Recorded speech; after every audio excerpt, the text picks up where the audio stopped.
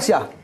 Alors, Bob Garcia et cette espèce de livre avec une couverture en bonbon. Qui m'a un peu intrigué. J'étais au salon du livre de Colmar. Juste à côté de moi, il y avait ce fameux Nick Gardel qui s'appelle absolument pas comme ça, mais j'ai pas retenu son nom. C'est pas grave, on va retenir Nick Gardel. Ce bouquin m'a intrigué. Nick Gardel. Oui, enfin, c'est un nom d'emprunt. Je crois que pas que ce soit son nom d'auteur, en fait. Hein. Et puis, effectivement, la couverture m'a intrigué. Je me suis demandé ce que c'était. Ça fait pas vraiment roman noir, quoi. Et je me suis plongé dedans et je l'ai pas lâché pendant les 2 jours où j'ai fait ce salon du Colmar, ce salon du livre de Colmar, et j'ai été bien inspiré de prendre ce bouquin et de le lire parce que c'est absolument génial. C'est édité à compte d'auteur. Il a créé sa propre maison d'édition qui s'appelle Friends Only, pour les amis, c'est-à-dire pour tout le monde, pour tous ceux qui veulent le lire. C'est facile à trouver, on peut le trouver sur Internet. Et ce fourbi étourdi, au-dessous duquel on peut lire, on peut entendre évidemment Urbi et Orbi.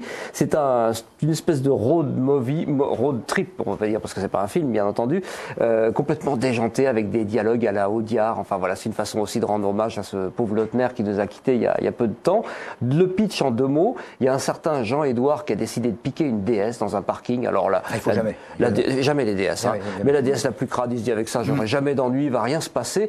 Jusqu'au moment où il s'arrête dans une station-service, il y a quelque chose dans la déesse. Et il y a 250 000 euros en petite coupure. Alors ça fait rêver, hein, un petit peu quand même. Mais alors ce qui est à côté, ça fait moins rêver. Il y a le cadavre d'un curé défroqué, enfin dans tous les sens du terme, qui a été assassiné de sale manière. Avec un crucifix, mais là je ne vais pas rentrer dans les détails parce que le crucifix est entré à un endroit où il ne devrait pas. Enfin bref, les ennuis commencent et effectivement il a deux chasseurs de primes, là, 2 tueurs assez basques, et il ne comprend pas pourquoi ils arrivent à le retrouver comme ça. Il a un mal de chien à se débarrasser du cadavre, il ne sait plus quoi faire des 250 000 euros. Enfin, c'est un petit peu la course-poursuite et on comprend à la fin qui a fait quoi et pourquoi. Voilà. Donc il y a des intérêts ecclésiastiques qui s'entrecroisent un petit peu avec des intérêts préélectoraux. Bref, on est dans la magouille à plat. Et alors, la cerise sur le gâteau de ce bouquin, c'est l'écriture. C'est du Audiard, c'est du Simonin. Enfin voilà, c'est un petit peu dans cette veine-là. J'ai adoré. Et j'ai même vu une promenade joyeuse et meurtrière, parsemée de sirènes électrifiées, de gorgones nymphomanes, de dieux nordiques peroxydés, avec une touche de sadisme italien.